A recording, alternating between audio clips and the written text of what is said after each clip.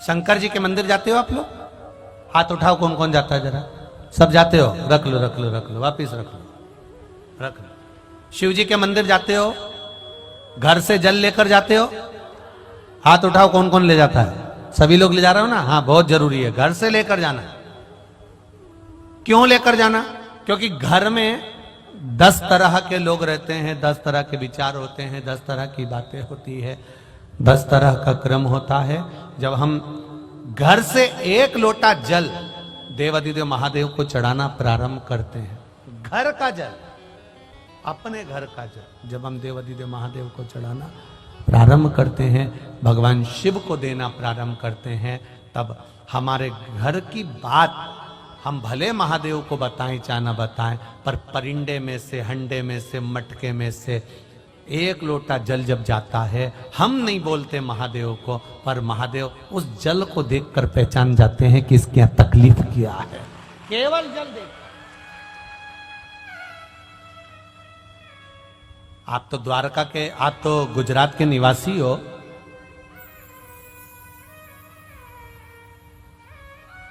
द्वारका जी भी आप ही के पास में है।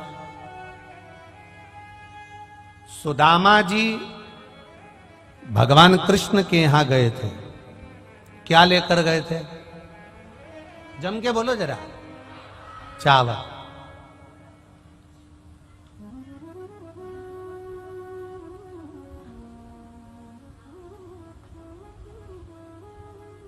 भगवान कृष्ण ने 3 लोक का राज्य दिया,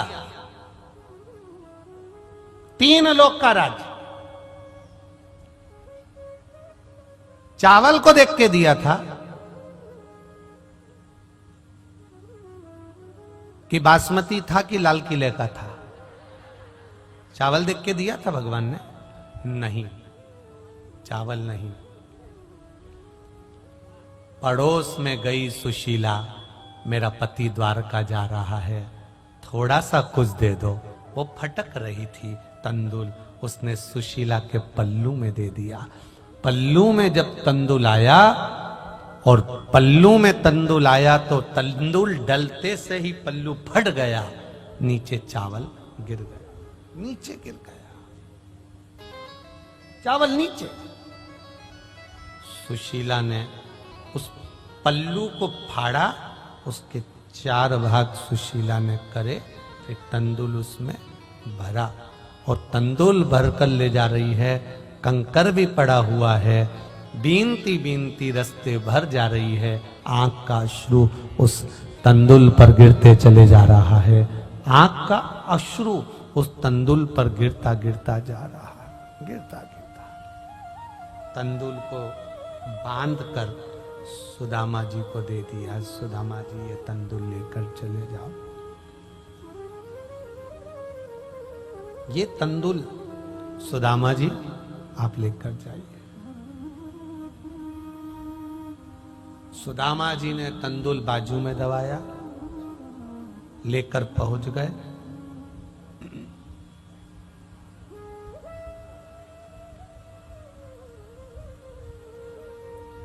लड्डू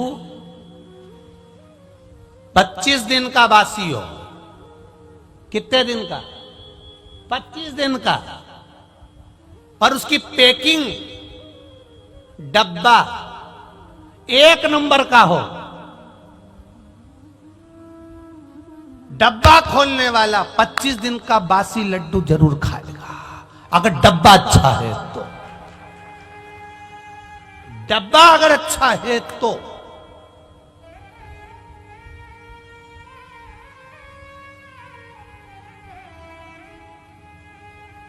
पल्लू भगवान कृष्ण के हाथ में पोटली लगी। द्वारिकाधीश ने वो पोटली को जो खोला तो तंदुल तो अपनी जगह थे, पर वो साड़ी का पल्लू झरझर हो रहा था। भगवान समझ गए, जब साड़ी का पल्लू ऐसा हो रहा है तो तंदुल इसके घर का नहीं है, दूसरी जगह का है। पर पल्लू को देखकर पहचान गए, इसलिए 3 लोक का राज्य प्रदान कर दिया। केवल पल्लू, केवल वस्त्र। दुनिया के लोगों ने कहा उन्होंने तंदुल खाया तो 3 लोग का राज्य दे दिया। तंदुल खाया तो 3 लोग का राज्य दे दिया। ये तो दुनिया के लोगों ने दृष्टि गलत कर ली। जो भगवान को बता दिया कि तंदुल खाया तो 3 लोग का राज्य दिया।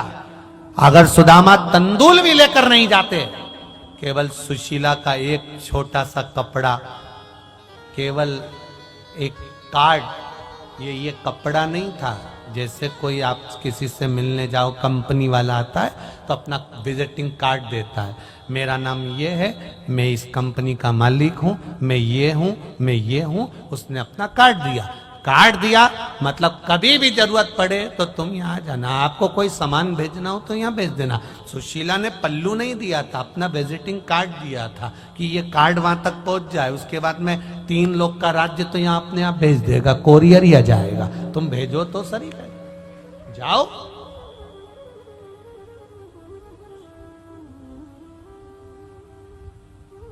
इतना बड़ा गांव छोड़कर, इतना बड़ा शहर छोड़कर,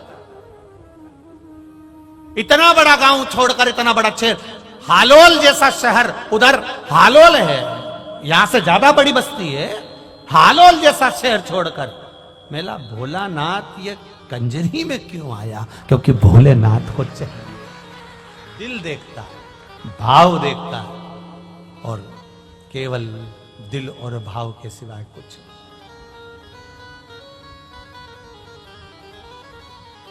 आदरणीय महंत श्री राम मंदिर के राम नारायण दास जी महाराज जी को मैं बार बार साधुवाद दूंगा कि ये आपका प्रेम खींच कर लाया है देवाधिदेव महादेव को यहां तक। प्रेम आपका, आपकी करुणा, आपकी वात्सल्यता, राघव जी की कृपा, और जो आपने राम जी के मंदिर में जो महादेव जी बिठा के रखे ना स्फटिक के, वो भी बहुत दिन से कह रहे थे। राम जी उनको कहते थे कथा सुनना है। भोलेनाथ जिस दिन से स्फटिक का शिवलिंग बैठा उस दिन से राम जी भोलेनाथ जी के पीछे पड़े, बिल्कुल दोनों आमने सामने। तुम जाके राम मंदिर में देख लेना, दोनों आमने सामने। पहले मेरा मन कहता है ये शंकर जी का मंदिर राम जी के बिल्कुल ठीक सामने बनने वाला था। वो तो शंकर जी ने सोचा है राम जी रोज बार बार कहेंगे कथा सुनाओ, कथा सुनाओ। पार्वती जी को सुनाई थी, काकभुसुंडी को सुनाई, सबको सुनाई, हमको सुना। तो राम जी ने तुरंत, शंकर जी ने महंत जी को कहा होगा साइड में बना, दिखूंगा ही नहीं। तो वो मंदिर थोड़ा राम जी के सम्मुख में साइड में, अब दोनों बैठे अलमस्त में आराम।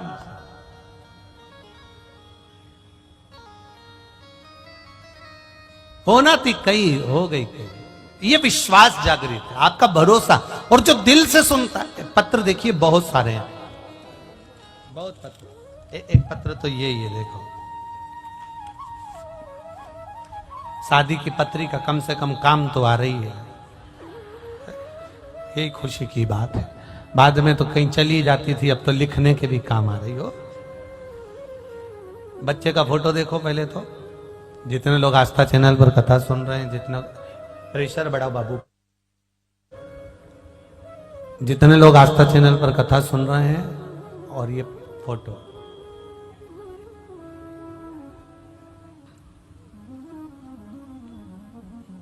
सो आशा विठल पाटिल है मेरा नाम, सूरत गुजरात से आई हूं।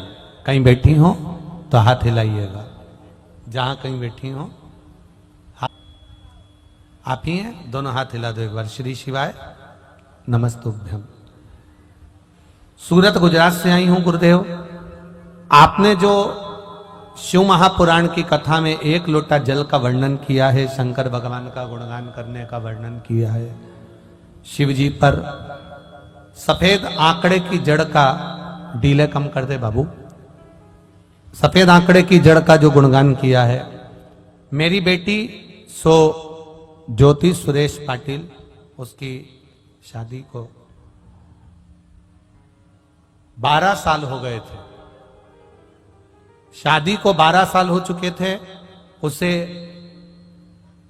एक 10 वर्ष की लड़की थी, उसके बाद में उसको कोई संतान नहीं हुई। सारे डॉक्टरों को दिखाया, सबको बताया, पर संतान का सुख नहीं। परिवार वाले कहते थे डिक्री तो है, डिकरा नहीं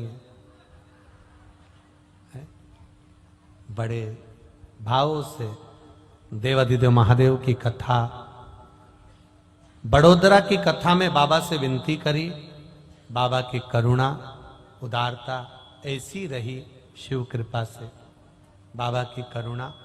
हम लोग बड़ोदरा भी आए थे, लेटर भी भेजा था शिव जी का कि हमारे यहां पर बाबा की कृपा से। बड़ोदरा की कथा में हमने पत्र भेजा था कि हमारे यहां बाबा की कृपा से, एक बाबा की करुणा से संतान का जन्म हुआ है और बाबा की कृपा से ही प्राप्त हुई है। आज फिर बाबा का ये पत्र भेज रही हूं, शिव कृपा से प्राप्ति हुई है। बैठिए बहन। श्री शिवाय नमस्तुभ्यं। शिव तत्व इसी को कहते हैं, शंकर की करुणा इसी को कहते हैं।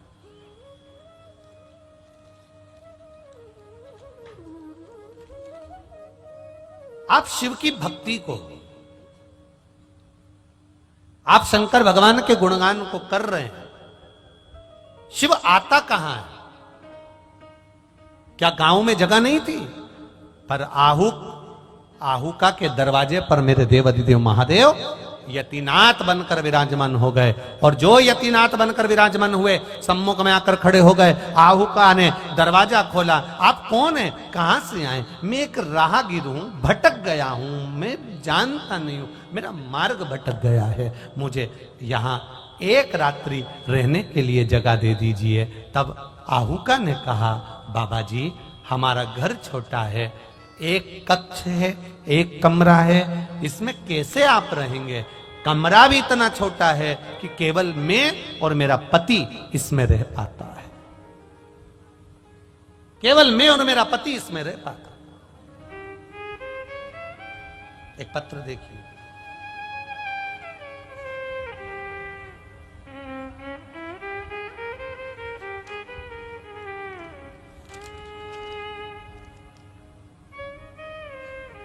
मैं हालोल कंजरी से हूं, किशन क्लासिक से हूं।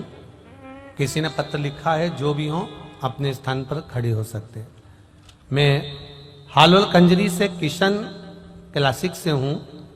बाबा जी हम लोग 1995 से यहां रह रहे हैं। 1995 से हम यहां रह रहे हैं। गुरुदेव हमारे पास में हमारा घर का मकान नहीं था, इतना था भी नहीं कि हम लोग घर का मकान ले सके। पर मेरी एक सहेली ने कहा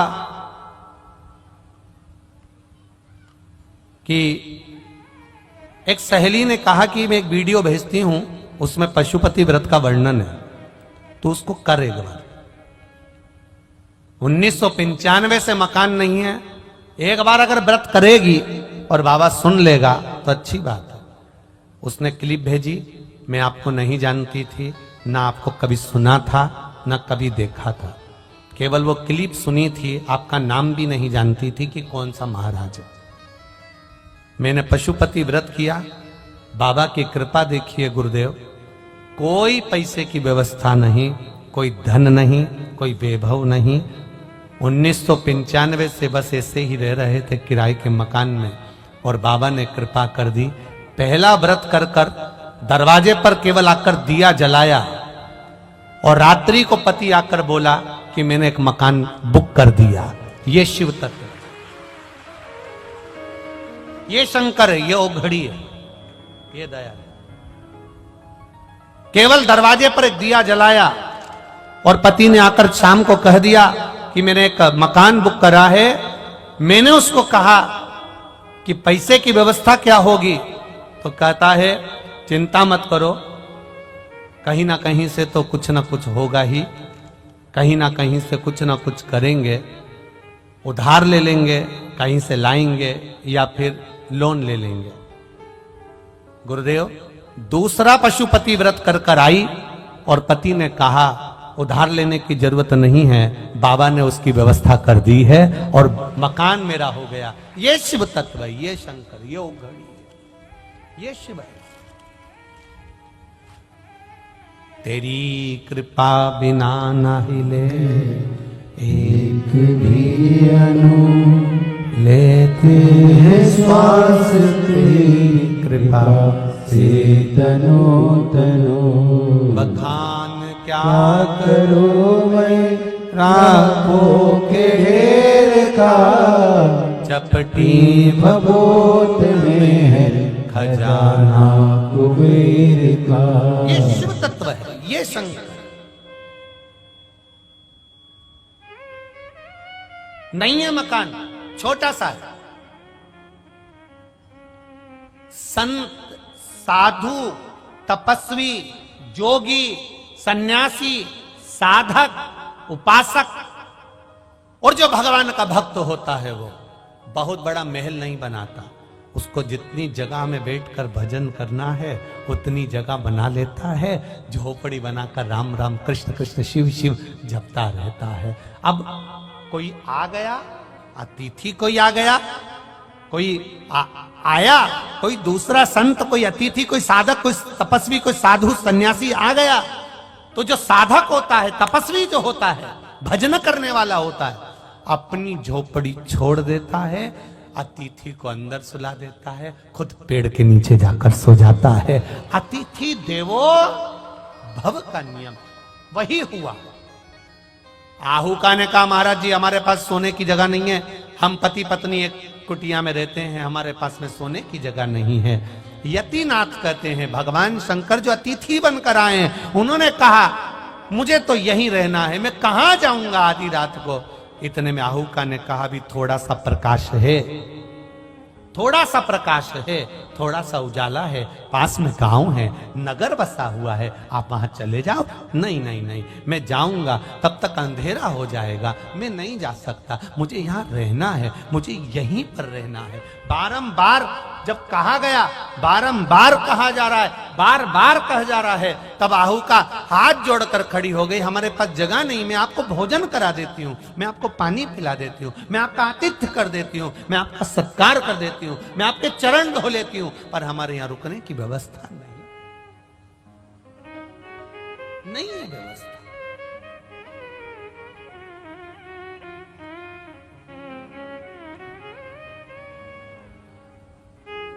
आहुक का आना हो गया, आहुक आ गया। आहुक ने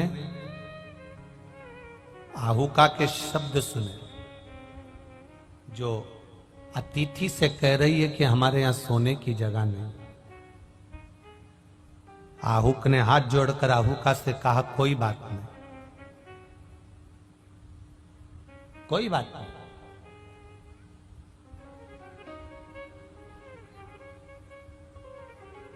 आहुक कहता है कि मैं बाहर सो जाऊंगा, मैं रात्रि में बाहर हो जाऊंगा, अतिथि यहीं पर रहे।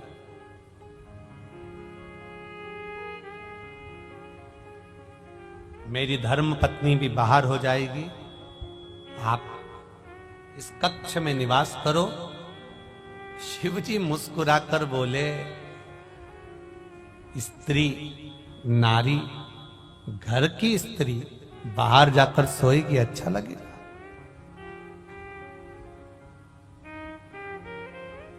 घर की नारी अगर बाहर जाकर सोएगी तो उसमें श्रेष्ठता किसकी बनेगी? लोग क्या कहेंगे?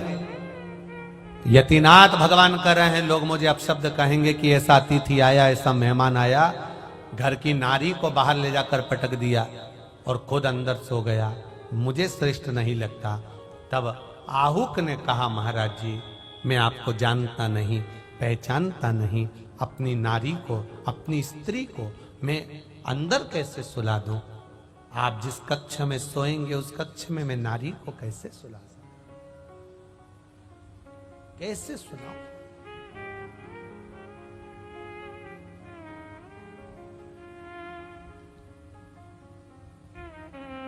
कभी कभी बड़े भारी प्रसंग आकर खड़े हो जाते हैं, बड़े भारी।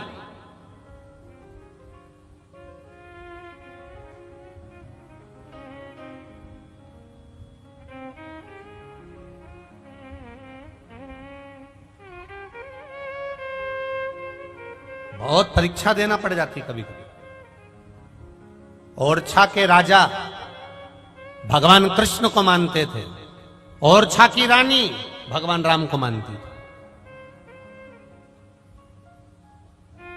श्री विठलनाथ जी ने, गोसाई जी ने, ओरछा के राजा पहुंचे गोसाई जी के सामने, महाराज हाथ जोड़कर खड़े हैं गोसाई बाबा के सामने, विठलनाथ जी के सामने, गोसाई जी के सामने। महाराज जी ठाकुर जी की सेवा दे दीजिए, मुझे ठाकुर जी की सेवा दे दीजिए, ठाकुर जी की सेवा दे दीजिए। गोसाई जी ने कहा, महाराज तुम राजा हो, अगर ठाकुर जी की सेवा में लग जाओगे तो संसार की सेवा नहीं कर पाओगे, अपने राज्य की सेवा नहीं कर पाओगे। मैं आपको सेवा नहीं दे सकता, मैं आपके घर में ठाकुर जी विराजमान नहीं कर सकता। नहीं, मुझे ठाकुर जी की सेवा दे दीजिए, मुझे ठाकुर जी की सेवा दे दीजिए। बार बार हाथ जोड़ रहे हैं, बार बार निवेदन कर रहे हैं, बार बार निवेदन कर, मुझे ठाकुर जी की सेवा दे दो। ओरछा के राजा हाथ जोड़कर खड़े थे तो गोसाई जी ने कहा, मैं तुम्हें एक सेवा देता हूं, जो गले में तुलसी की माला पहनकर आए, मस्तक पर तिलक लगाकर आए, जो परम भगवदीय वैष्णव तुम्हारे यहां आए, तुम उसके चरण धोना और चरणामृत पीना, बस इतनी सेवा तुम्हें दे देता हूं, उससे तुम्हें ठाकुर जी मिल जाएंगे। इतनी सी सेवा? हाँ, बस इतनी सेवा करो। ओरछा का राजा कोई भी उसके नगर में आया, उसको सूचना मिल जाती, संत आए चरण धो लिए, साधु आया चरण धो लिए, ब्राह्मण आया चरण धो लिए, कोई भी आया मस्तक पर तिलक लगा है और गले में तुलसी की माला पड़ी है, और ओरछा के राजा ने उसके चरण धोए। सोने की थाली तैयार रखता था, सोने का कलश तैयार रखता था, रानियों को तैयार रखता था कि कोई भी आएगा चरण धोना पड़ेगा। मेरे गुरु ने कहा है चरण धो, और चरण धोने का क्रम चालू हो गया। नगर के लोग, राजा के नगर के लोग हंसने लगे, काहे का ये राजा हुआ, बताओ ऐसा पगला हर किसी के पांव धोता रहता, हर किसी के चरण धोता रहता। इसके तो मजे लेना चाहिए। गांव के लोगों ने, नगर के लोगों ने मजे लेना चाहिए। जो विपरीत थे, विपरीत बुद्धि के थे, उसने मजे लेने के लिए गधे के गले में तुलसी की माला पहना दी, गधे को तिलक लगा दिया और लेकर पकड़कर पहुंच गए राजा के दरवाजे पर। महाराज महाराज महाराज महाराज महाराज महाराज, परम भगवदीय वैष्णव आया है, परम भगवदीय वैष्णव।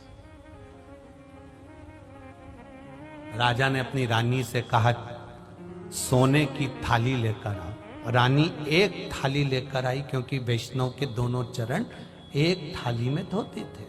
राजा ने आवाज लगाकर बोला, एक थाली नहीं, 4 लेकर आना। आज मेरे गोवर्धन नाथ ने बड़ी कृपा करी है, परम भगवदीय वैष्णव 2 पांव से आता था, 4 पांव से आया, 4 पांव से परम भगवदीय वैष्णव आया है।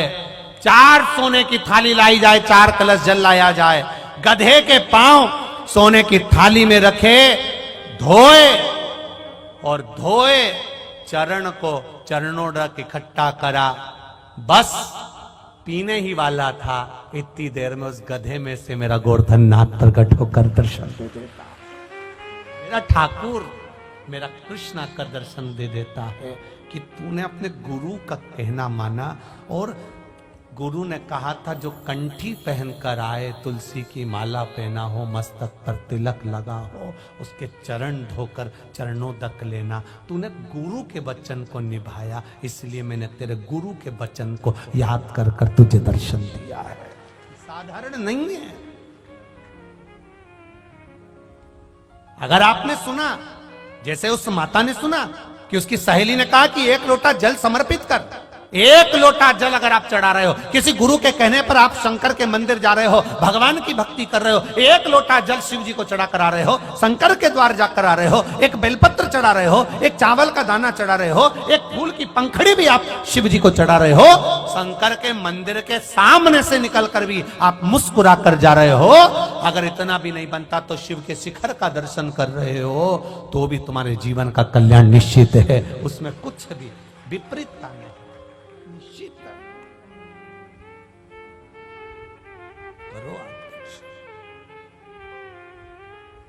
जब आप भगवान शिव के स्मरण करते हैं, कहा महाराज जी आप अंदर सोएंगे, मेरी धर्म पत्नी अंदर सोएगी, दुनिया के लोग क्या कहेंगे। यतिनाथ भगवान ने कहा अगर नारी को बाहर सुलाता हूं तो लोग मुझे हंसेंगे,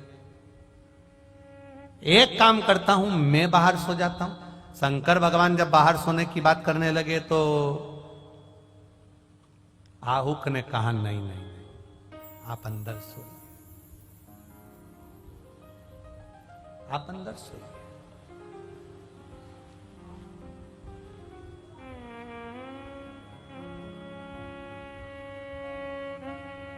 कितना विचित्र संवाद है।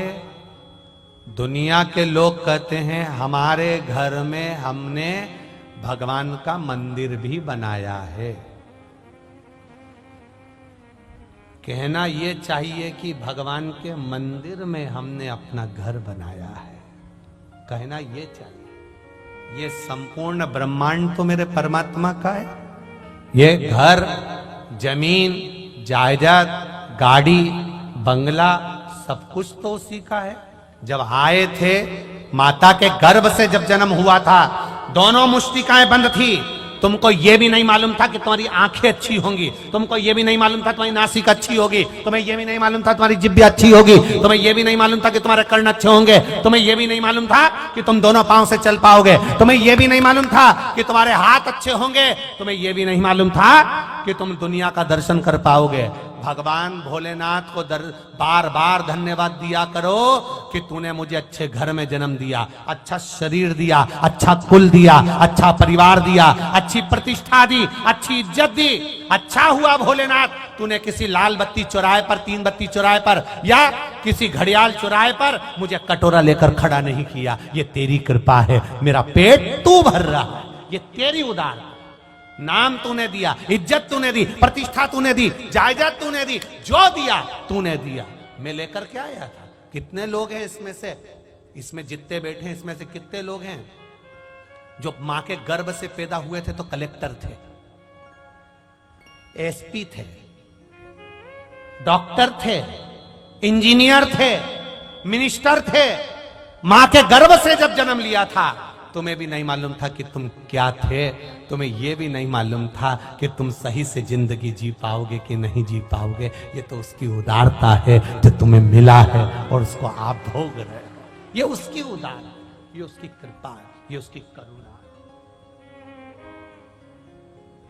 और उसको उसने दिया और देने के बाद भी तुम इतनी अभिमतता में फूल गए। मैं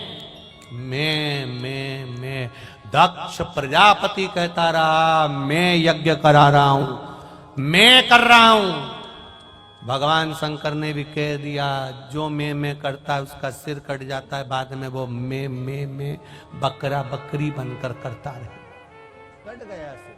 बाद में बकरे का मुंह लगा था, बकरे का मुंह।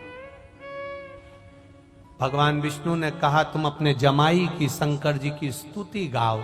अब इंसान का मुंह होता तो स्तुति गाता, कर्पूर गौरम कर्णावतारम बोल लेता, नमामि शमीशान निर्वाण रूपम बोल लेता, पर बकरा कौन सी स्तुति गाता। मुख बकरे का लगा था तो बकरा कैसा बोलता है वैसा बोल दिया। अब बकरा जैसा बकरा, शंकर जी तो भी खुश हो गए, मेरा ससुर कितनी जोरदार स्तुति कर रहा, कितनी जोरदार कर। उस दिन से देवादिदेव महादेव ने कह दिया जैसे मेरे ससुर ने मेरी स्तुति करी, दुनिया का कोई व्यक्ति मेरी वैसी स्तुति करेगा तो मैं यही समझूंगा कि मेरा ससुर आया है। तब से आज तक लोग शंकर जी के मंदिर में जाकर चिल्लाते हैं बम बम भोले। जैसे ही बम बम बोलते हैं शंकर जी समझ जाते मेरा ससुर आ गया है। और कई माताएं बम बम बोलती है तो भी महादेव समझ जाते हैं मेरी सास भी आई है, साथ में अकेले।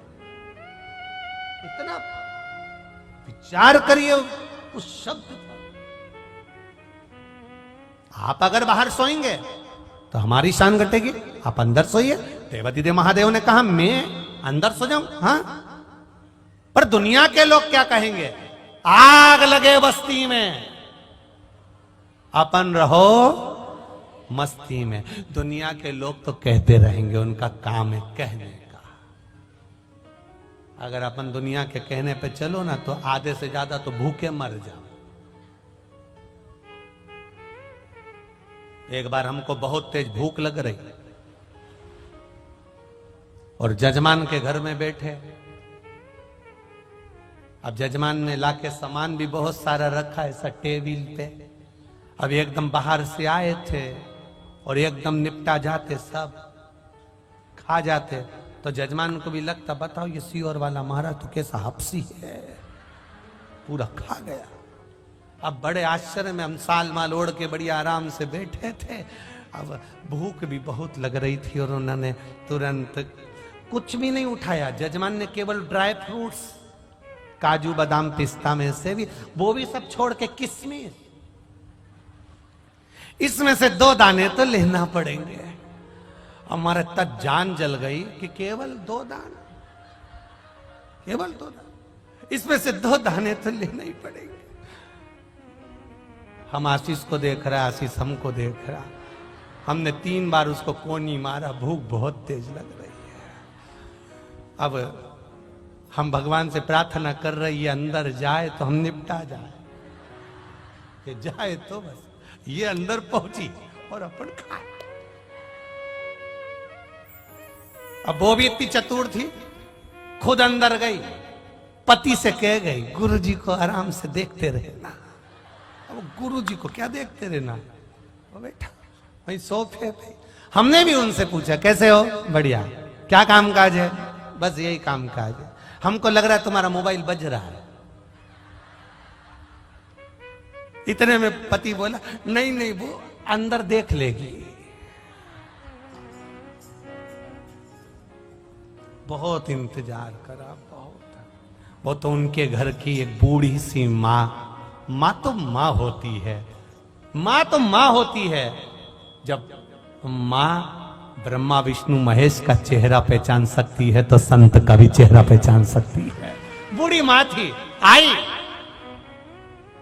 महाराज जी यात्रा में कोई तकलीफ तो नहीं हुई? हमने कहा नहीं माता जी बढ़िया आराम से आ गए। तुम तो कुछ ले ही नहीं रहा। हमने कहा आप चालू करो, तुम तो कुछ ले ही नहीं रहा।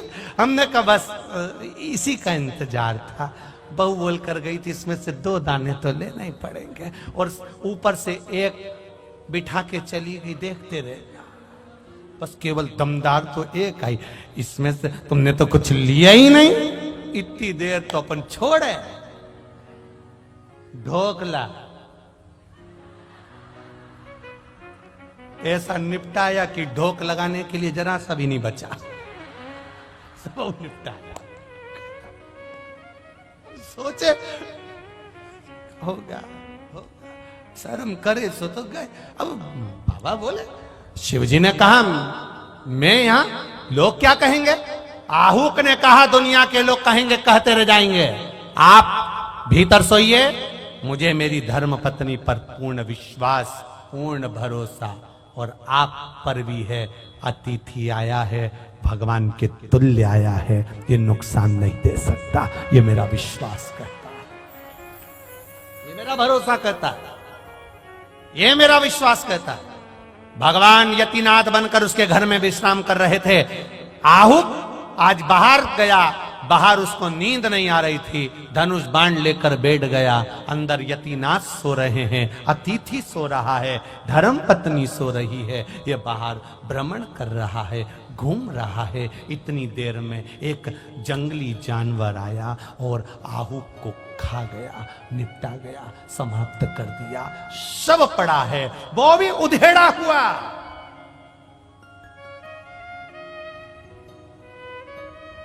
शव पड़ा है, वो भी उधेड़ा हुआ। जो उधेड़ा हुआ शव, मांस के छीतड़े पड़े हैं।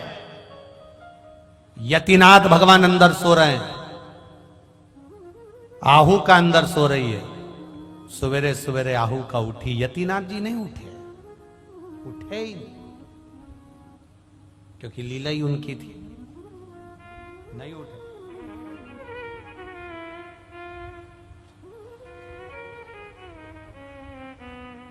भगवान नहीं उठे, लीला उनकी थी। जब वो लीला करता है तो कोई साधारण करता है क्या? उसको अगर अच्छा बनाना है तो बनाकर छोड़ेगा, और बुरा बनाना है तो बनाकर छोड़ेगा। उसको लीला करने में कितनी बड़ी कथा श्रीमद् भागवत कथा में आती है। जामवंत की पुत्री जामवंती से जामवंत ने भगवान कृष्ण का विवाह करा था। बकरा बकरी की छोरी कैसी होगी रे? बोलो तो रे, हालोल वालो और कंजरी वालो। बकरा बकरी की छोरी भी बकरी जैसी होगी कि नहीं होगी? अरे बोलो तो जम के। ठीक है। ऊंट की छोरी ऊंट जैसी, बांदरा बांदरी की बांदरा बांदरी जैसी, इंसान की इंसान जैसी, भैंस की भैंस जैसी, गाय की गाय जैसी।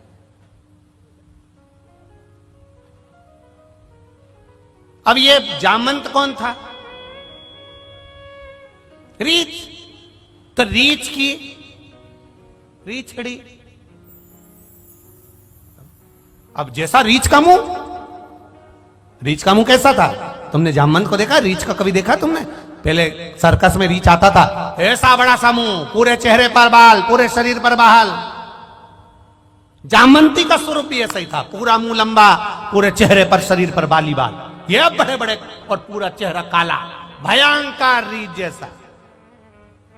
जामवंत ने भगवान कृष्ण से कहा, मेरी बेटी से तुम्हें विवाह करना पड़ेगा। भगवान ने कहा, क्यों? मेरी बेटी सालों से इंतजार कर रही, राम अवतार में मैंने कहा था आप विवाह करना, आपने कहा था एक पत्नी व्रत का पालन कर रहा हूं, अगला अवतार लूंगा तब तुम्हारी बेटी से विवाह करूंगा। मैंने कहा था मेरी बेटी तो बूढ़ी हो जाएगी, तब आपने कहा था जब तक उससे शादी नहीं कर लेता तब तक बूढ़ी नहीं होगी। मेरी बेटी अभी तक जवान है प्रभु, युवान अवस्था में है, आप मेरी बेटी से ब्याह कर लो। भगवान कृष्ण ने पूछा, जामवंत तुम्हारी बेटी दिखती कैसी है? जामवंत ने कहा, बाप पर गई है। भगवान का चेहरा उतर गया, मेरे लिए ही रखी थी ऐसी, मेरे लिए, बिल्कुल तेरे जैसा लंबा मुंह, बिल्कुल तेरे जैसा चेहरे पे पूरे बाल ही बाल, हाथ पैर नख इतने ही बड़े, बिल्कुल वैसी की वैसी है। प्रभु शादी तो करना पड़ेगी। भगवान ने कहा, बुलाओ जामवंती को। जामवंती को बुलाया। जो भगवान ने देखा, ये तो बिल्कुल रीछ जैसी दिख रही है। अब छोरी उन्हीं की थी। भगवान ने कहा, शादी तो कर लूंगा जामवंती, पर शर्त एक है। क्या? जब तक मैं नहीं बोलूंगा तब तक तू अपना चेहरा किसी को नहीं दिखाएगी, ना बात करेगी ना बोलेगी।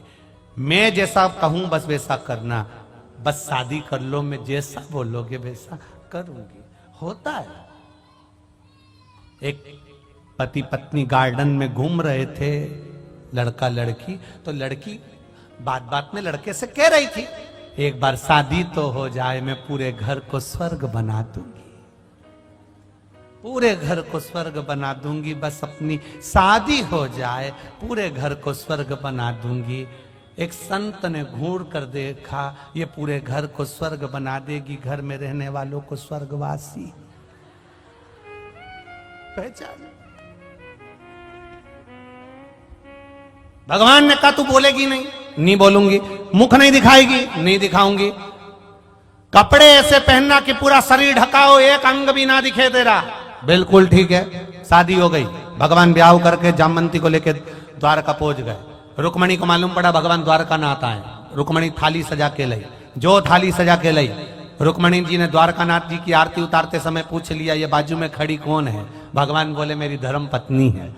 रुक्मणी जी बोली मैं थी तो सरी प्रभु। भगवान बोले गिफ्ट में मिली है। तो गिफ्ट में मिली तो तुम लेकर आ गए। भगवान बोले बारात में, शादी में, गिफ्ट में कोई भी सामान मिलता है उसको कोई छोड़ के नहीं आता। भंगार जैसी अलमारी मिलती 5,000 की, तो भी 10,000 की बस करके ऊपर बांध कर लाते। कौन छोड़ के आता? सब लाता, हम भी लिया। रुक्मणी जी बोली इतना लंबा घूंघट, इतने लंबे लंबे कपड़े, इतना लंबा लहंगा।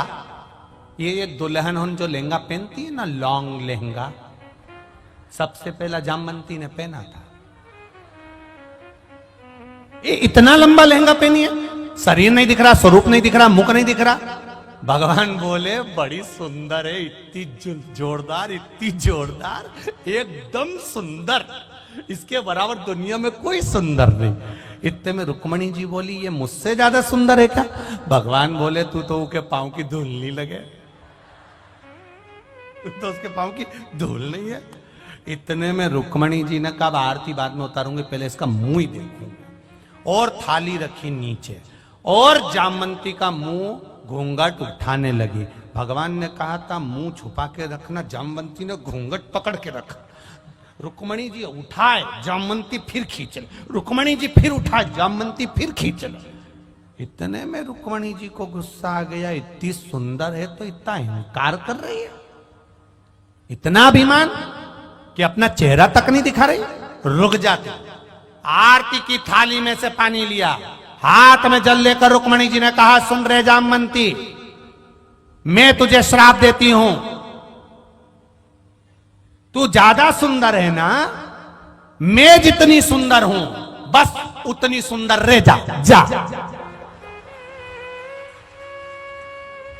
भगवान ने जामवंती को कोनी मार के कहा उठा ले, उठा ले। जो जामवंती ने घूंघट उठाया, भगवान के गले की हार में, रुक्मणी जी की हंसली में, जो जामवंती ने अपना चेहरा देखा, इतनी सुंदर हो गई।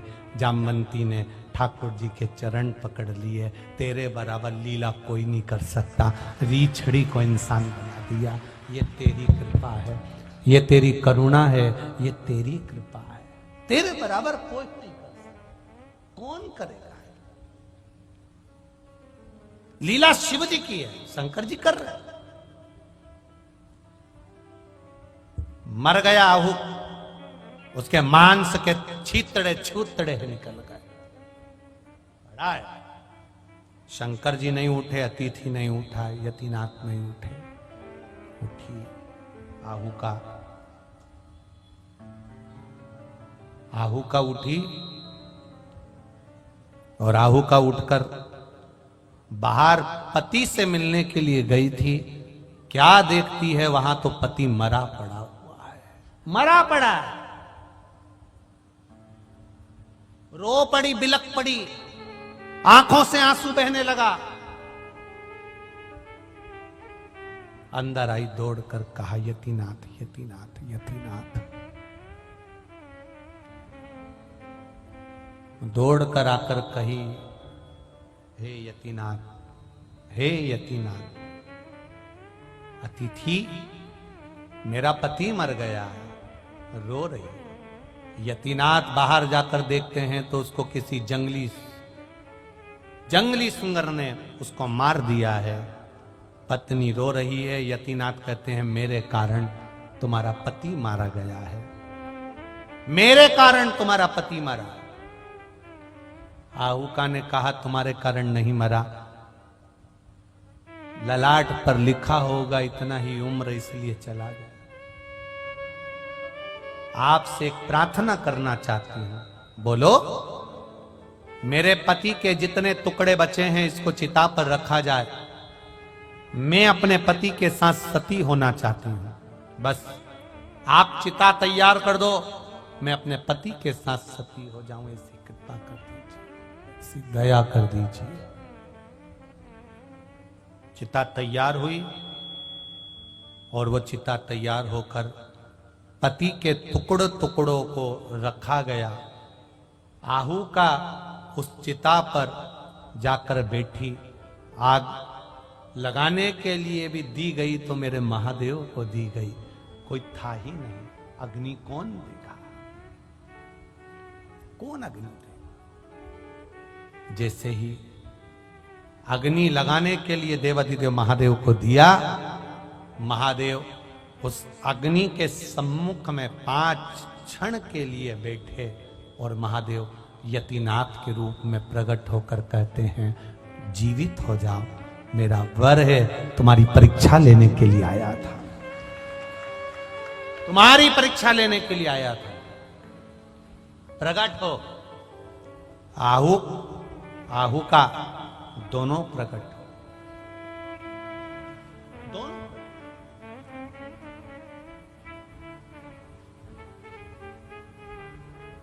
मेरे कारण एक रात्रि तुम दोनों को दूर रहना पड़ा है। मैं तुम्हें वर देता हूं, अगला जन्म आहू तेरा नल का होगा, तू राजा बनकर जन्मेगा और ये विदर्भराज भीम की कन्या दमयंती बनेगी। तुम दोनों अलग अलग रहोगे, मैं स्वयं हंस अवतार लेकर आऊंगा। शिव जी कहते हैं मेरा एक अवतार होगा हंस अवतार, और मैं उस हंस अवतार लेकर आऊंगा और नल और दमयंती तुम्हें मिला दूंगा, दोनों को मिला दूंगा। लेता है शिव परीक्षा। थोड़ा थोड़ा तकलीफ आ सकती है, थोड़ा दुख आ सकता है, थोड़ा कष्ट आ सकता है, फाइल थोड़ी मोटी हो सकती है, थोड़ा कष्ट ज्यादा आ सकता है, थोड़ा दुख ज्यादा आ सकता है, पर विश्वास शिव के प्रति दड़ी बनाकर रखना। एक लोटा जल मेरे महादेव को चढ़ाते रहना, एक बेलपत्र महादेव को चढ़ाते रहना। अगर कष्ट शरीर में है, रोग है, बीमारी है, शिव का गुणगान करते रहना। ये मत सोचना 2 महीना 3 महीना करूंगी उसके बाद छोड़ दूंगी। नाना, तेरे मंदिर में आना मेरा काम है और मेरी बिगड़ी बनाना तेरा काम है। उसके यहां जाते रहो, उसके द्वार जाते रहो, उसकी चौखट पर जाते रहो, जाओ उसके चौखट पर, जाओ उसके दरवाजे पर।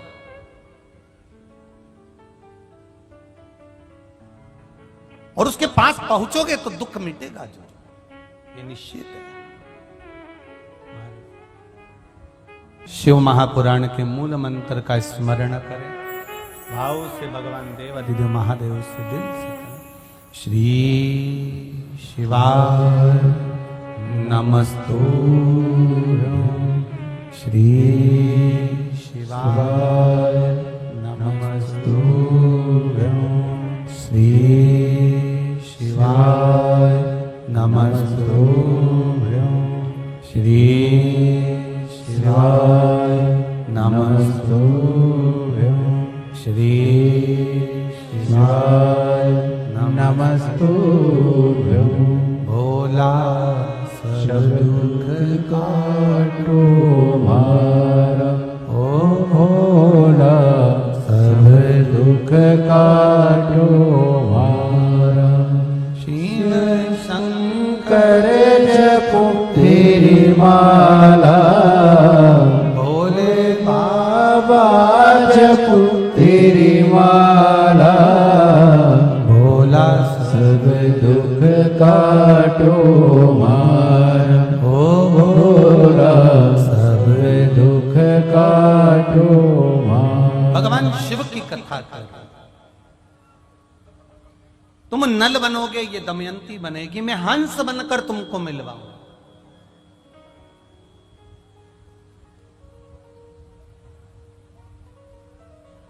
शिव महापुराण की कथा कहती है, भगवान शंकर का गुणगान कहता है।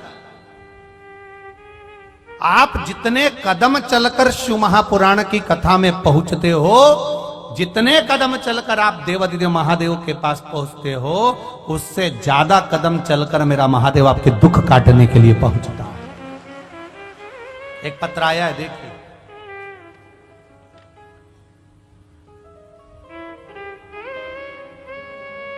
स्वर्णा नरेंद्र जाधव, नासिक जिला महाराष्ट्र से आए हैं। कहीं बैठे हो तो हाथ हिलाइए, कहीं बैठे हो तो हाथ हिलाइएगा। स्वर्णा नरेंद्र जाधव महाराष्ट्र से। गुरुदेव, मकर संक्रांति के दिन मेरे बेटे के सिर में दर्द हुआ और सर की जांच कराई तो उसके सिर में 2 गठान हो गई। हमने 2-3 डॉक्टर को दिखाया, सबने कहा गठान है, पर ब्रेन में है, दिमाग में है, सिर में है, इसलिए ऑपरेशन करना बड़ा मुश्किल है। अगर ऑपरेशन कर दिया तो ये उठ पाएगा कि नहीं उठ पाएगा, कोई भरोसा नहीं। दवाई दे दी, वो भी देना चालू करा, आराम नहीं लगा। हमने 1 लोटा जल भगवान शंकर को चढ़ाना प्रारंभ करा और बेलपत्री चढ़ी हुई बच्चे को खिलाना प्रारंभ करा। बाबा से विनती करी, अगर पावागढ़ में जो कथा होने वाली है उससे पहले अगर मेरे बेटे की गठान कम हो जाएगी तो मैं कथा सुनने के लिए अपने बेटे को लेकर जाऊंगी।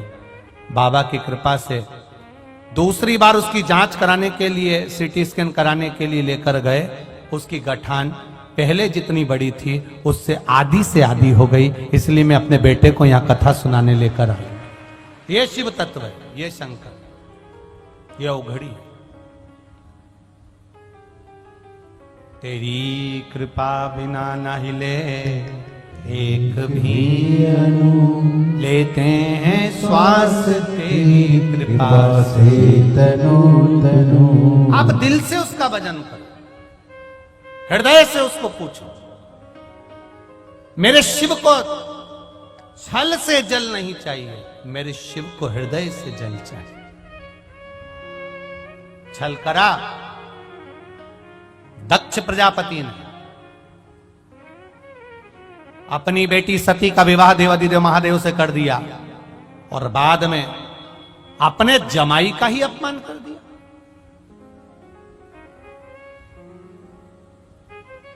बेर किस बात का था?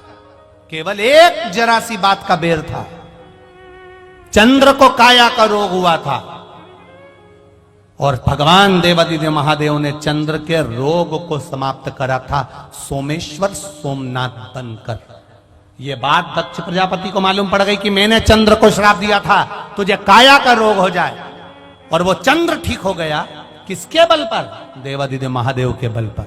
बस मन में आटी बैठ गई। और आखिरी में शिव का अपमान हो गया, सती माता जलकर भस्म हो गई। हिमालय राज के यहां पार्वती के रूप में जन्म हो गया।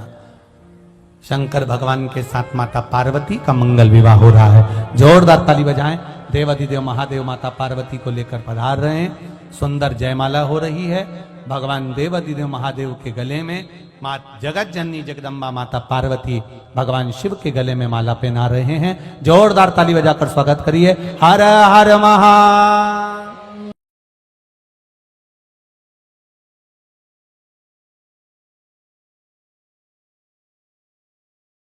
शिवलिंग जो लोग उठाकर ले गए थे, वो शिवलिंग उसके व्रत करने के लिए वापिस वहां रखा और व्रत करवाया। शिव तत्व इसको कर। मैं धन्यवाद दूंगा। साधुवादता है आपका, आपका विश्वास, आपका भरोसा, आपकी दृढ़ता क्या ना देगी। एक पत्र आया, छोटा सा पत्र है, उस पत्र में उन्होंने लिखा है, मैं नडियाद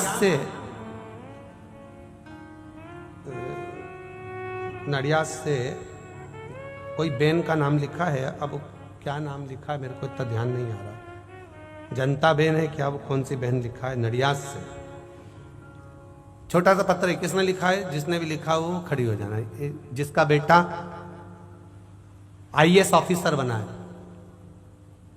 जिसने भी पत्र लिखा छोटा सा, उसका नाम इसमें हमको समझ में नहीं आ रहा। पत्र छोटा है, जिसने भी लिखा हो वो अपनी जगह पर खड़े हो सकते हैं। नडियाद से हूं।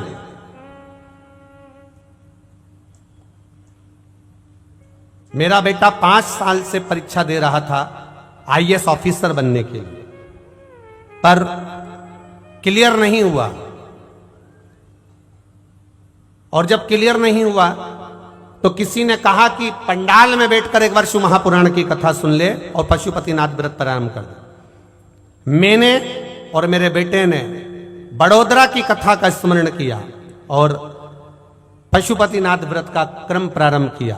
बाबा की कृपा से आज मेरा बेटा आईएएस ऑफिसर बन चुका है। मैं बाबा को यहां प्रणाम करने, ये शिव तत्व है, ये ओघड़ी, ये दयालु है, ये कृपालु।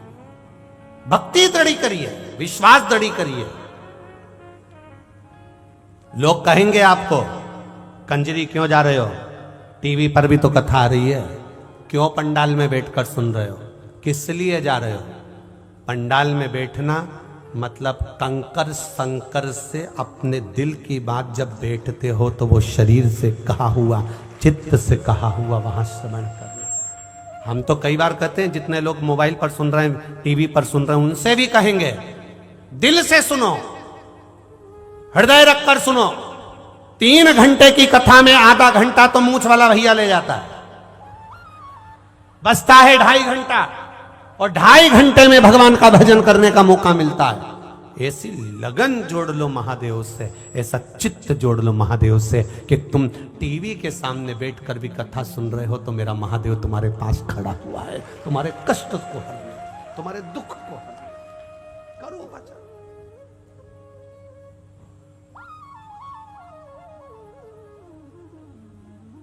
जाओ शिवालय, शिव तत्व। कारकोट नाग बैठा सम्मुख में, सामने बैठा हुआ है, एकदम टकटकी लगाकर महादेव को देख रहा है, कुछ नहीं बोला, ना मंत्र है, ना तंत्र है, ना साधना है, कोई तपबल नहीं है उसका, केवल दर्शन है, केवल दर्शन। कारकोट नाग महादेव को देख रहा है, शिवलिंग को देख रहा है, केवल दर्शन। पुष्टि मार्ग में, वैष्णव धर्म में 5 दर्शन होते हैं। कितने दर्शन होते हैं? 5। हम नाथद्वारा के आटोयाम के दर्शन का वर्णन नहीं कर रहे, हम पुष्टि मार्ग वैष्णव धर्म के अंतर्गत 5 दर्शन का मतलब कर रहे हैं। पहला दर्शन भगवान के चरणों का, दूसरा दर्शन भगवान के नाभि कोश का, तीसरा दर्शन भगवान के वक्षस्थल का, चौथा दर्शन भगवान की शिखा का, 5वां दर्शन भगवान के नयन का। ये हमारे वैष्णव धर्म के 5 दर्शन हैं, ये पुष्टि मार्ग के 5 दर्शन हैं। पहला दर्शन है भगवान के चरणों का दर्शन। जब हम भगवान राम जी के चरणों का दर्शन करते हैं, ठाकुर जी के चरणों का दर्शन करते हैं, लाल जी के चरणों का दर्शन करते हैं, मेरे गोवर्धन नाथ श्री जी बाबा के चरणों का दर्शन करते हैं, मेरे विश्वनाथ के चरणों का दर्शन करते हैं, तो हम बाबा से यही कहते हैं कि मेरे चित्त को, मेरे मन को, मेरी बुद्धि को आपके चरणों में समा लेना। दूसरा दर्शन है नाभि कोश का।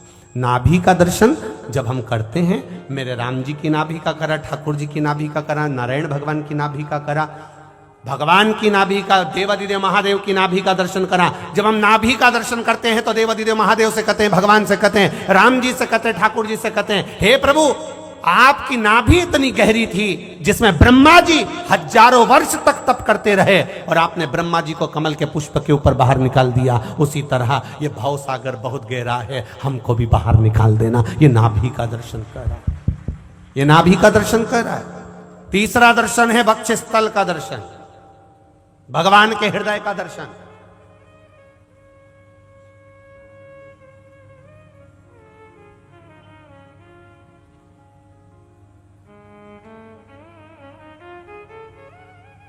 भगवान के हृदय का दर्शन, ये तीसरा दर्शन।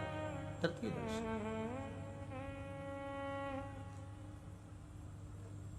ये तीसरा दर्शन।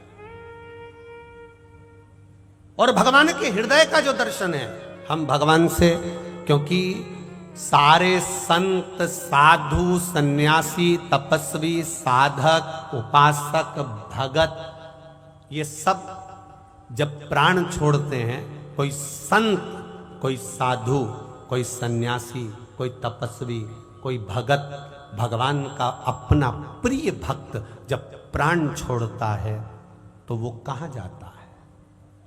तो कहा भगवान का प्रिय भक्त जब प्राण छोड़ता है तो भगवान के हृदय में जाकर बैठ जाता है, फिर उसका जन्म नहीं होता। जन्म नहीं होता।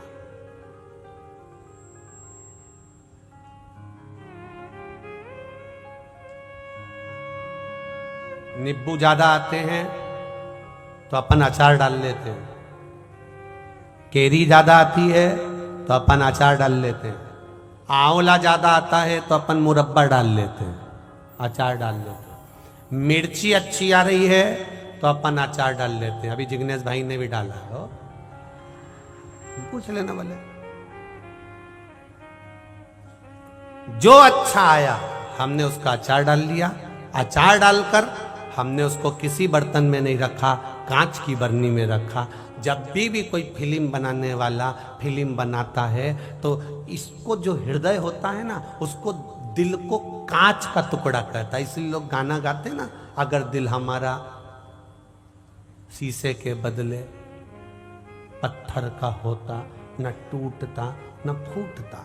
मतलब ये हृदय कांच की बरनी है और इस कांच की बरनी में मेरे नारायण, मेरे राम, मेरे शिव अपने भक्तों को संजो कर रख लेते हैं इस दिल में, इस हृदय में, ये बरनी में।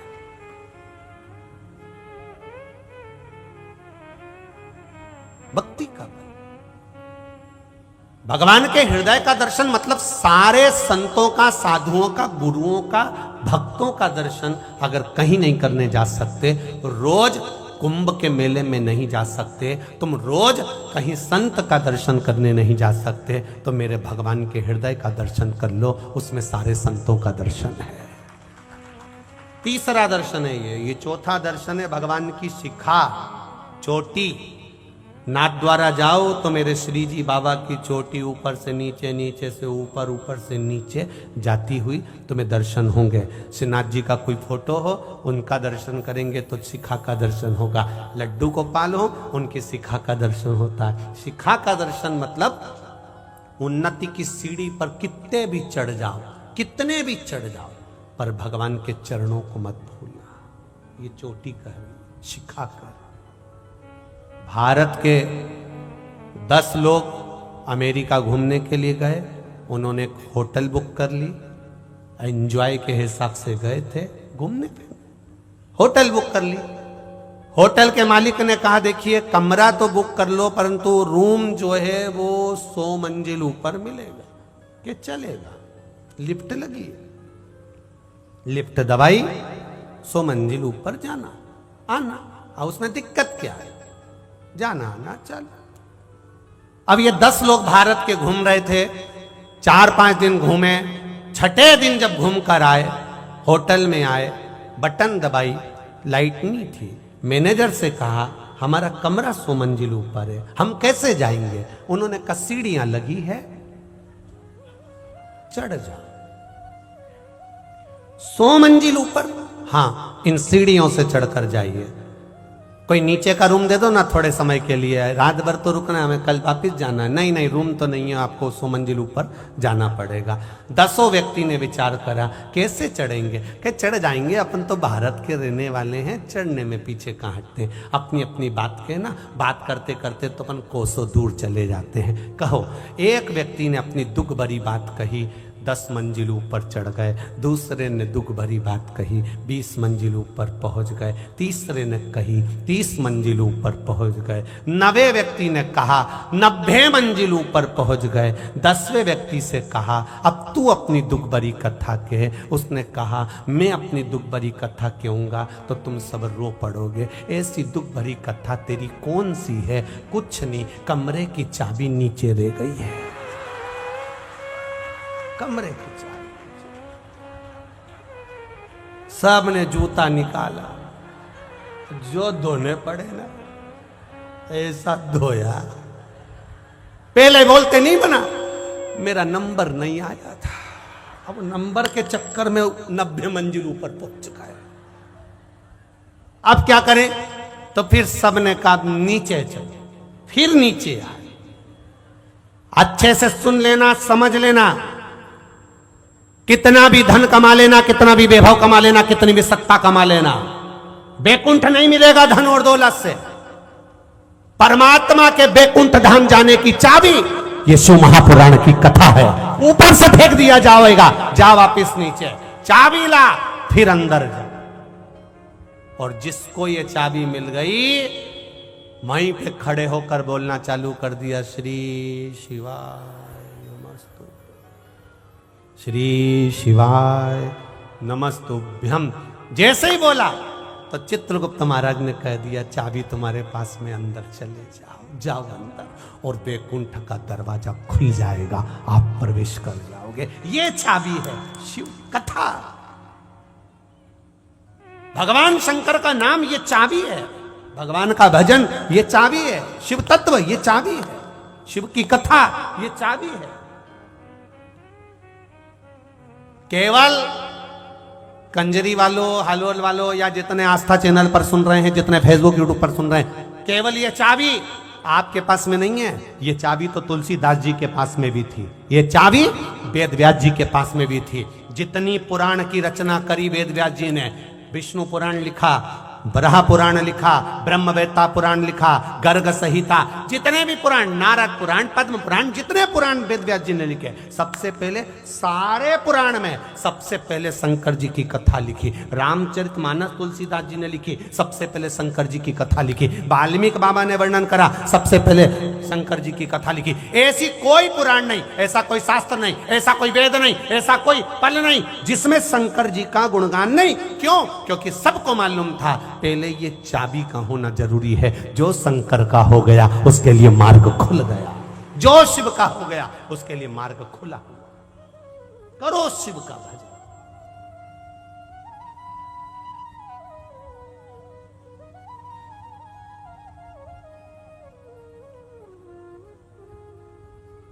स्मरण करें, अपनी जगह पर बैठकर भगवान शंकर का गुणगान करें। शिव महापुराण के मूल मंत्र का रस तत्व ग्रहण करें।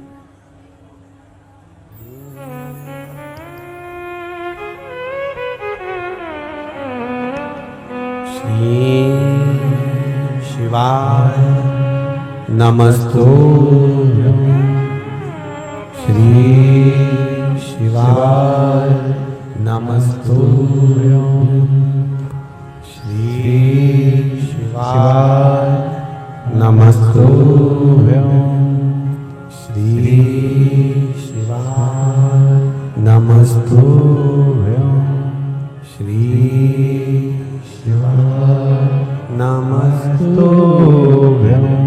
भोला सब दुख काटो भार, ओ भोला सब दुख काटो भार। शिव शंकर जपो तेरी माला, भोले बाबा जपो तेरी माला। भोला सब दुख काटो भार, ओ भोला सब दुख काटो भार।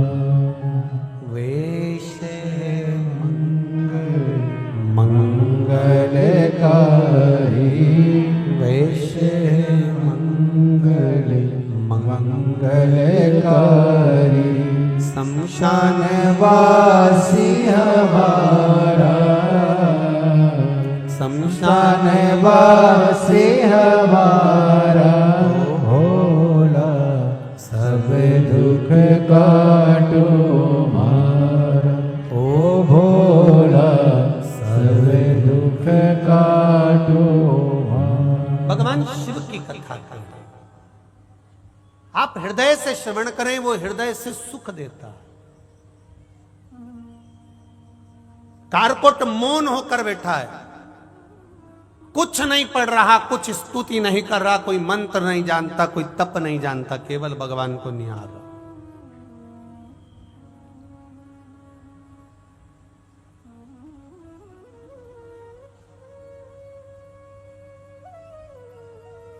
बस शिव प्रकट हो गए। कारकोट, तू वासुकी नाग का भाई है, शेष नाग का भाई है। सर्पों में भी ऐसा सर्प है जिसको डस ले उसका शरीर सड़ जाता है, तड़प तड़प कर व्यक्ति मरता है।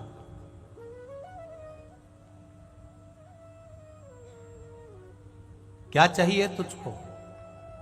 क्यों मेरे सामने बैठा? बस बैठा ही था तो भोलेनाथ जी प्रकट हो गए। जरा विचार करिए, जिंदगी के मोड़ पर कभी तकलीफ में आ जाओ, कष्ट में आ जाओ, परेशानी में आ जाओ, कहीं दुनिया के लोग कहें कि वहाँ चले जाओ, वहाँ पर ये हो रहा है, वहाँ भभूत बट रही है, तो वहाँ बेल मिल रही है, तो वहाँ ये मिल रहा है, ये ढोंग और प्रपंच में नहीं पड़ना। हाँ, शिव के मंदिर में जाकर तुम्हारे नज़दीक में जो शिवालय हो, जो मेरा बाबा बैठा हो, उसके पास जाकर बैठ जाना, सारे दुख हर लेगा, सारे दुख।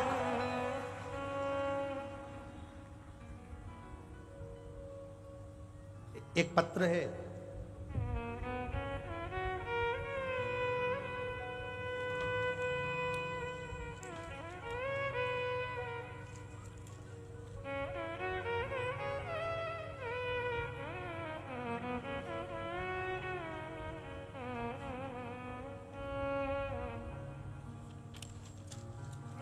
शंभु शरण पड़ी मांगो घड़ी रे घड़ी दुख काटो दया करी न दर्शन आपो। अब वो पत्र ढूंढना पड़ेगा, जिनने भी लिखा होगा वो पत्र जो है।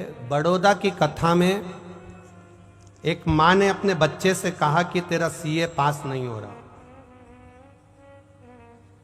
तो एक काम कर, बड़ौदा में कथा हो रही है, शिव महापुराण की कथा, एक काम कर, तू वहां चले जा और वहां जाकर जो सेवा मिल जाए तेरे को, वो पंडाल में सेवा कर। देखिए अब पत्र, जिसने पत्र लिखा हो और उसका लड़का सीए में पास हो गया, जिसने भी लिखा हो, आपने लिखा है, हाँ, वो पत्र मेरे को ढूंढना पड़ेगा, इसलिए धन्यवाद आप खड़े हुए उसके लिए, बहुत बहुत साधुवाद। और इसमें नाम वगैरह थोड़ा सा मेरे पास में पत्र ढूंढू में है पहले। शंभु शरण पड़ी मांगो घड़ी रे घड़ी दुख काटो दया करी न दर्शन आपो। शंभु शरण पड़ी मांगो घड़ी रे घड़ी दुख काटो दया करी न दर्शन आपो। पत्र ढूंढना पड़ेगा। श्री शिवाय नमस्ते।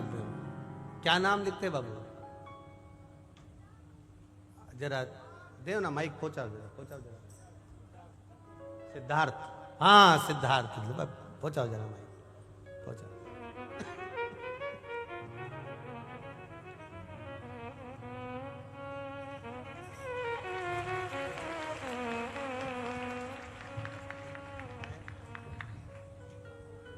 अच्छा, शिवलिंग का फोटो उस पे? हाँ, शिवलिंग का फोटो है। ये तो ढूंढ लूं। सिद्धांत गदीय महर्षि समाज से है। ये है हाँ, शंभू।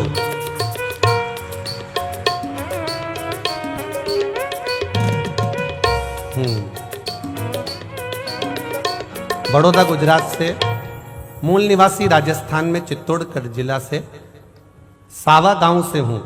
मेरा लड़का सिद्धांत जी गांधिया सीए फाइनल की परीक्षा में रह गया था। टीवी पर हम कथा सुनते थे और बाबा देवादिदेव महादेव से यही प्रार्थना करी कि कैसे भी इसका सीए फाइनल हो जाए। जब ये भी हताश होने लगा, तब इससे कहा कि बड़ौदा में शिव महापुराण की कथा हो रही है, तू एक काम कर, मां सेवा करने चलेगा। और बाबा की कृपा ऐसी रही, सेवा कर कर आया है और बाबा की करुणा से सीए फाइनल में पास हुआ है। ये शिव तत्व है। बधाई बाबू आपको बहुत बहुत। श्री शिवाय नमस्ते। बैठिए। हर हर महादेव। एक पत्र और आया है, बड़ा सुंदर है, वो भी देख लीजिए।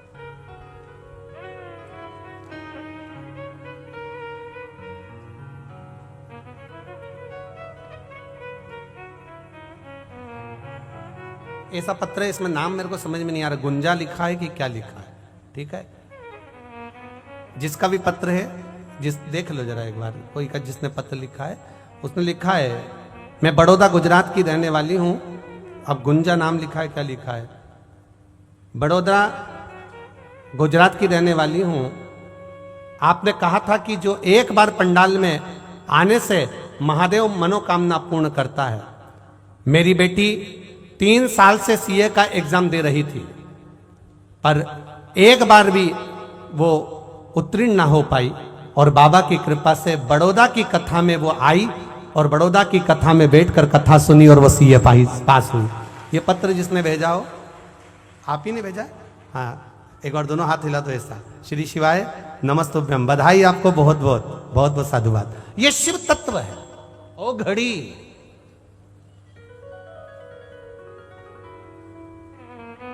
ओ घड़ी है वो अड़भंगा। वो तो कहीं आपको साधुवाद देना चाहिए परम पूज्य महंत श्री राम शरण दास जी महाराज को, जो वो सीहोर से इस गंगा को पकड़कर कंजरी तक लेकर आ। बहुत बहुत साधुवाद देना चाहिए।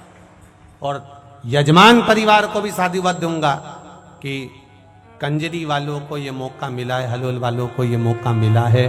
कथा यजमान परिवार को साधुवाद दूंगा जिन्होंने यहाँ बिठाकर यह पावन कथा का रसतत्व ग्रहण कराया, उसके लिए साधुवाद। बहुत बहुत साधुवाद। क्या मिलेगा ये तो 3 महीने के बाद में, जो तुम अगली कथा में बैठे मिलोगे तब मालूम पड़ेगा कि बाबा ने क्या दिया। ये वो जाने उसका काम। केवल तुम्हारा भजन, शंकर का गुणगान, शिव का स्मरण, शिव भक्ति को करो, शिव तत्व को जानो शंकर। और जैसा आपको मौका मिला है, ऐसा बरहानपुर वालों को मौका मिल रहा है 3 तारीख से 9 तारीख तक फरवरी में 2 बजे से 5 बजे। ये शिव तत्व। और देखो, आज कथा का तो 6ठा दिन होगा, कल कथा का 7वां दिन होगा। आज कथा तो ये समय हो गई, कल की कथा सुबह 9 बजे से 12 बजे तक रहेगी। मेहमान घर से जब जाते हैं तो बच्चों को कुछ ना कुछ देकर जाते हैं। मेरा महादेव भी आखिर दिन जाता है तो कुछ ना कुछ देकर ही जाता है, कुछ ना कुछ देकर जाता है। कल कथा सुबह 9 बजे से 12 बजे तक होगी कंजरी में, पर टीवी पर कथा का समय यही कितनी बजे? 2 बजे से 5 बजे तक रहेगा। टीवी में कथा का समय यही रहेगा, कथा का समय। पर कंजरी में कथा का समय 9 बजे से 12 बजे तक। अपने परिवार वालों को, इष्ट मित्रों को कह दो, एक दिन की कथा आसन लगाया, सुन लिया, चित्त धारण कर, आनंद। शंभु शरणे पड़ी मांगो घड़ी रे घड़ी, दुख काटो दया करी न दर्शन आपो। शिव तत्व की ओर। कारकोट, मांग तुझे क्या चाहिए, तू बस मेरे सम्मुख में बैठा है, केवल बैठा है, मांग ले। एक पत्र और है। मैं जसवंत सिंह पत्नी उषा देवी, निवासी बाला सिंदूर, बढ़िया देवास, जिला महिसागढ़, गुजरात। मेरा मोबाइल नंबर ये है। कहीं बैठी हो तो हाथ हिलाइएगा जिन्होंने पत्र लिखा, जिन्होंने भी पत्र लिखा हो। मैं जसवंत सिंह पत्नी उषा देवी, निवासी बाला सिंदूर, बढ़िया देवासा,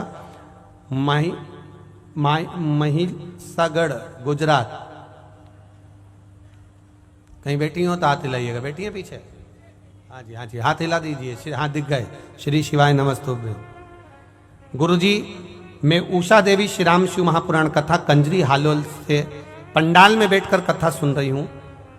आपने कहा था पंडाल में बैठकर कथा श्रवण करने से क्या मिलता है वो बाबा ही जान सकता है।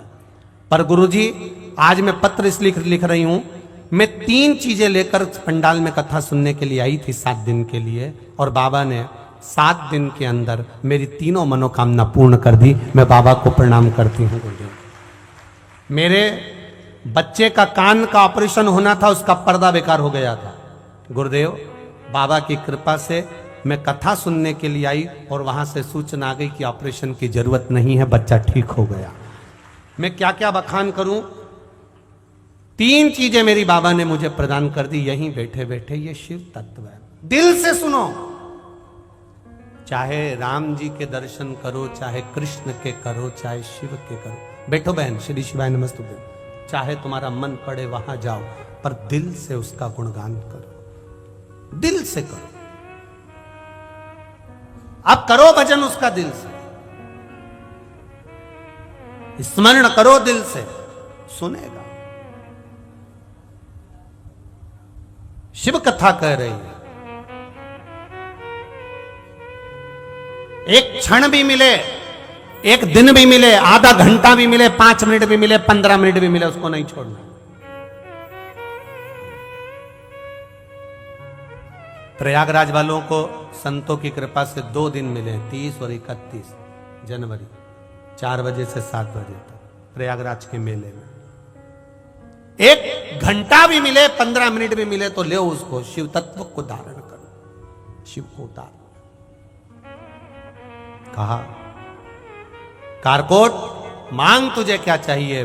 बाबा मुझे कुछ नहीं चाहिए, सर्प यज्ञ हो रहा है, आहुतियां दी जा रही है, मुझे भी ढूंढा जा रहा है आहुति देने के लिए, इसलिए मैं आपकी शरण में आ गया। शंकर जी ने कहा, जब घबराया हुआ, हारा हुआ, परेशान व्यक्ति, परेशान जीव जब मेरे पास में आता है तो मैं उसको अभय दान दे देता हूं, उसको भय नहीं रहता, भय से मुक्त हो जाता। अब भय नहीं है तेरे को, चिंता मत कर, मुझे ढूंढेंगे, मार देंगे, आहुतियां दे दी जाएगी। जन में जस सर्प यज्ञ कर रहे हैं, मेरी आहुति भी चली जाएगी। क्या करूं मैं भोलेनाथ जी? भोलेनाथ जी कहते काय को चिंता करता है?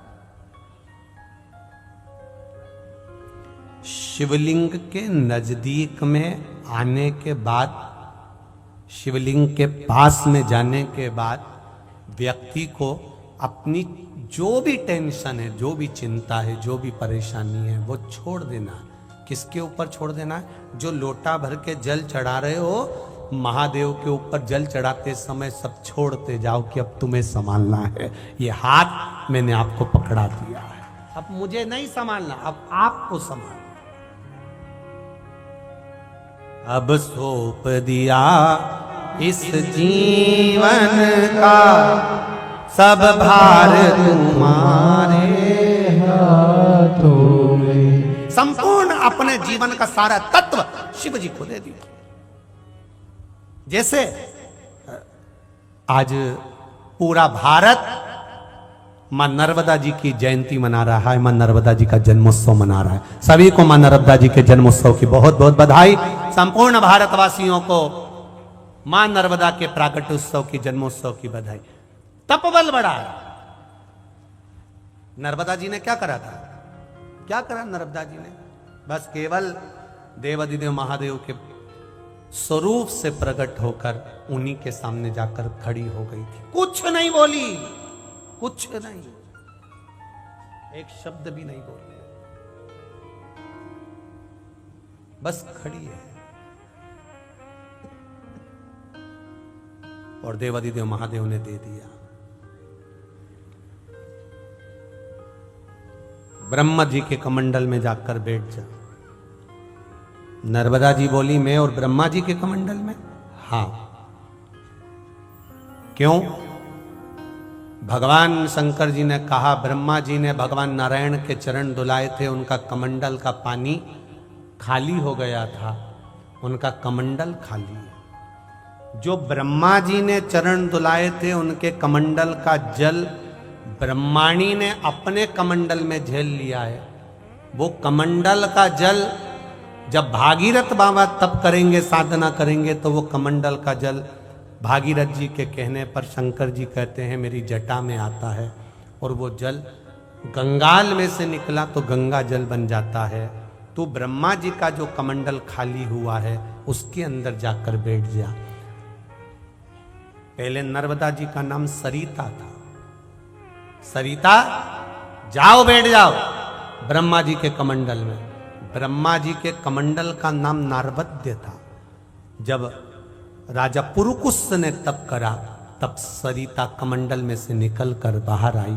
तब देव अधिदेव महादेव ने कह दिया तेरा नाम नारबद्य से निकलने के कारण नर्मदा होगा, तो जनमानस का कल्याण कर, संपूर्ण विश्व का उद्धार करने वाली।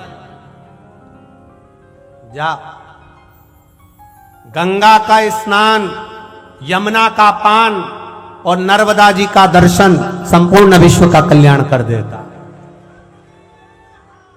संपूर्ण विश्व का कल्याण कर देता। और गुजरात वालों को तो ये तो सुख की बात है, माई नर्मदा वहां से चलकर गुजरात को पूर्ति कर रही है और संपूर्ण गुजरात का कल्याण कर रही है। ये मां नर्मदा।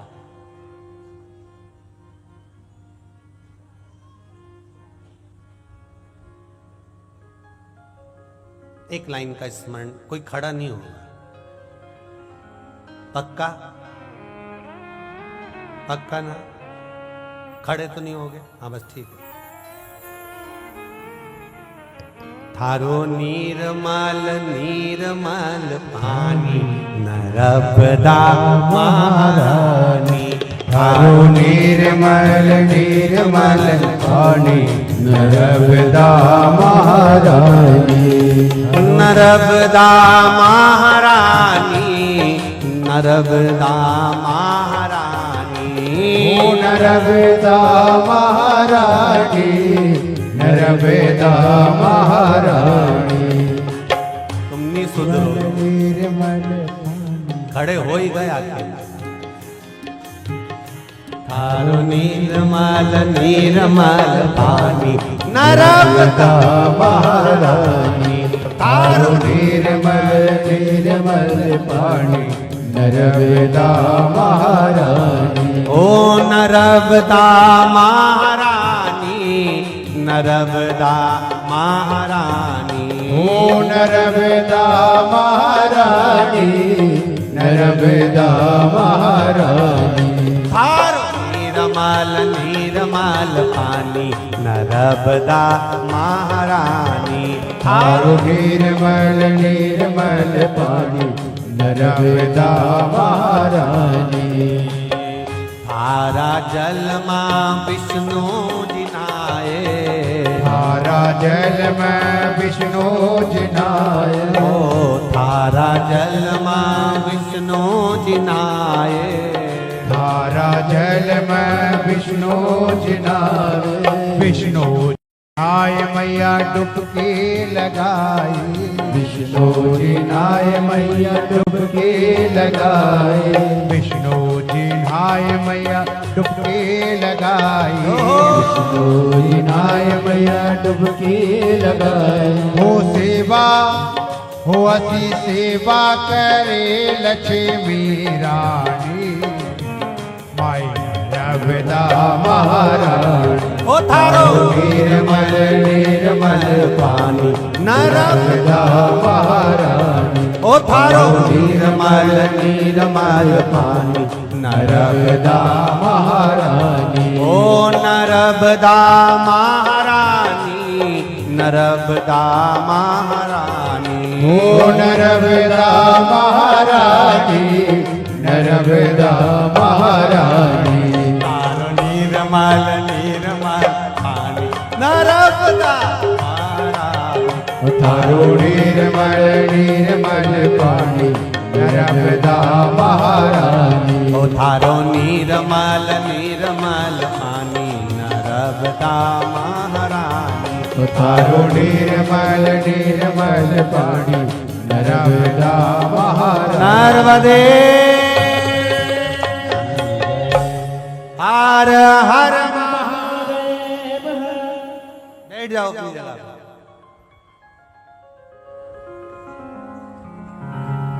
शिव कथा कह रही है, भगवान शंकर का गुणगान कह रहा है। करो तप साधना चित्त वृत्ति स्मरण।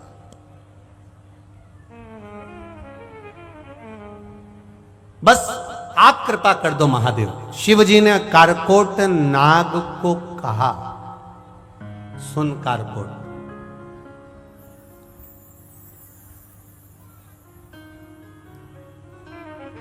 सुन ले कारकोट,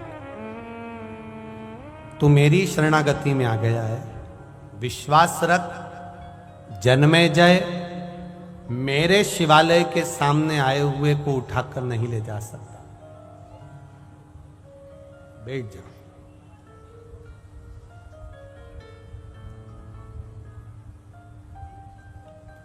कारकोट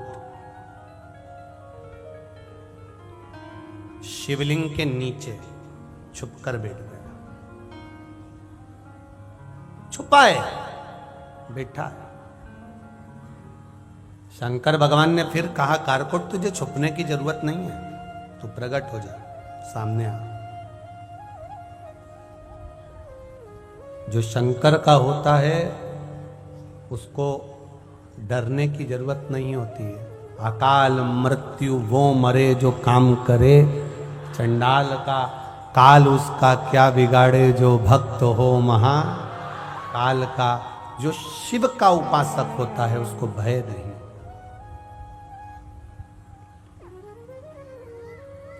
भय किस चीज का करना?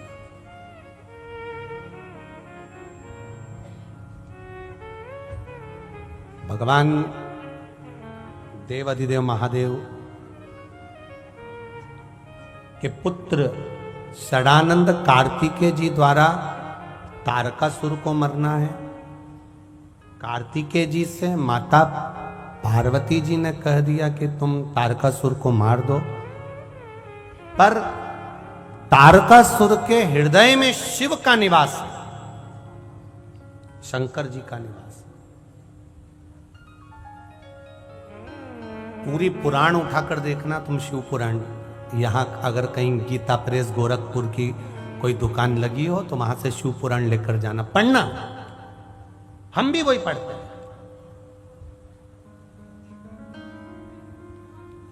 पढ़ो उसको। और गीता प्रेस गोरखपुर की शिव महापुराण को पढ़ना, उसमें ध्यान लगाकर पढ़ना कि भगवान शंकर की दुश्मनी किसी भी असुर से नहीं थी। एक भी असुर से शंकर जी की दुश्मनी नहीं थी, किसी से भी।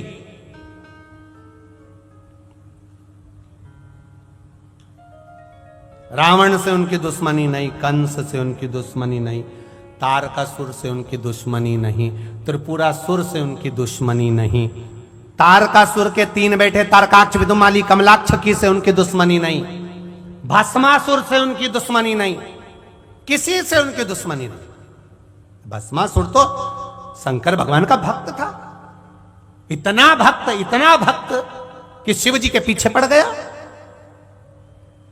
भोलेनाथ जी ने कहा, क्या चाहिए तेरे को? कुछ नहीं, सेवा दे दो बस।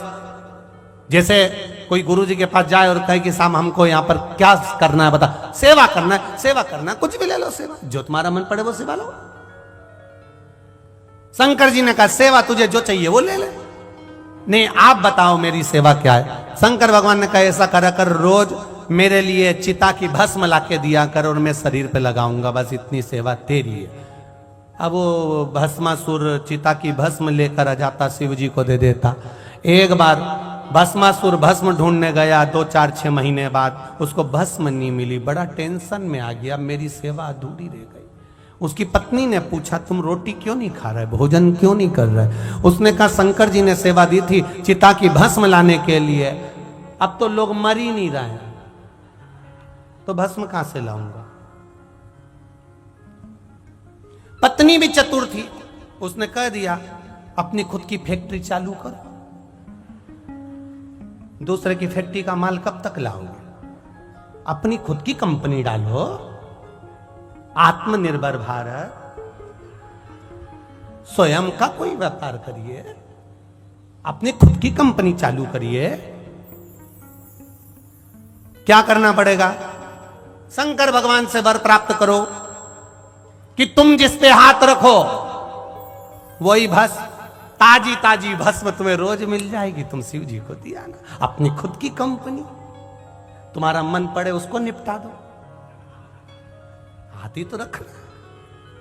पति के दिमाग में बैठ गई और वो शंकर जी का तप करने चले गया।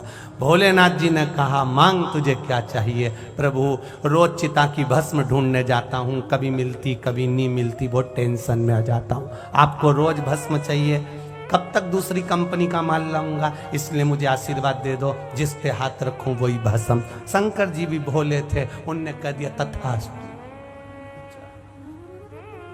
अब पति सीधे अपनी पत्नी के पास गया। अरे सुनती हो? धर्म पत्नी बोली, क्या बात है? आशीर्वाद मिल गया, जिस पे हाथ रखूंगा वही भस्म। पत्नी चढ़ गई छज्जे पे। उसने कहा, अपनी फैक्ट्री का माल कभी यूज नहीं करना।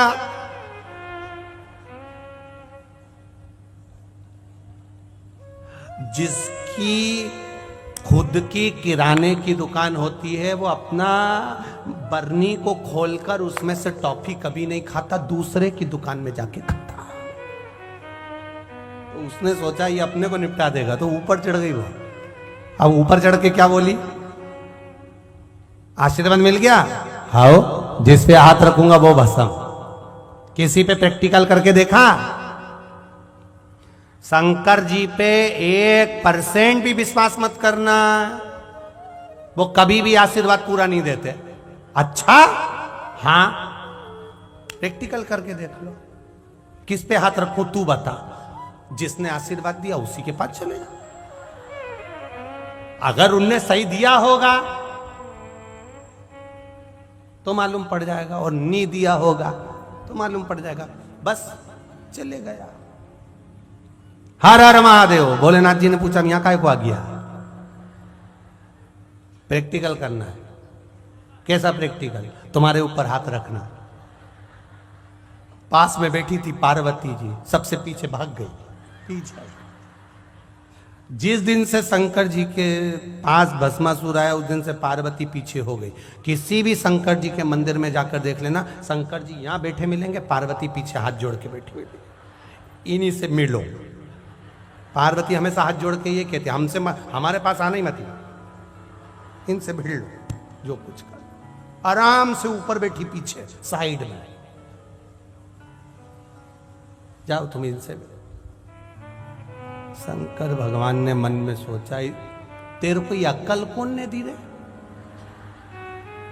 तो भस्मासुर बोला, सबसे ज्यादा चतुर है एक ही है। कौन? जो गले में मंगल सूत्र पहनती है।